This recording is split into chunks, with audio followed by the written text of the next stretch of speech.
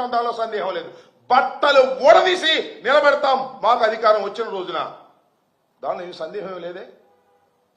Law and ఆర్డర్ని కాపాడవలసినటువంటి police వ్యవస్థ law and ఆర్డర్ని కాపాడుకోకుండా ఎవరి మోచేతి నీళ్ళలో తాగేటటువంటి పరిస్థితికి ఒక సెక్షన్ ఆఫ్ పోలీస్ యంత్రాంగం వచ్చినప్పుడు ఆ పోలీస్ యంత్రాంగాన్ని మర్చిపోతామా చెప్పండి నేను అడుగుతా ఉన్నా.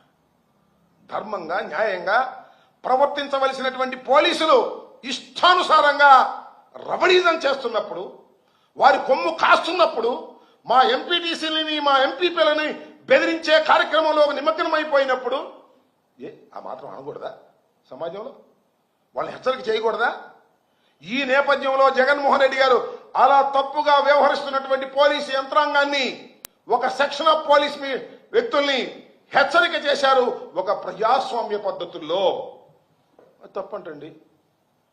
వీళ్ళైతే ఏమైనా చేయొచ్చంట. వీళ్ళ ప్రభుత్వం ఉన్నప్పుడు ఏం చేశారో ఓసారి చూడండి, నేను మనం చేస్తున్నా.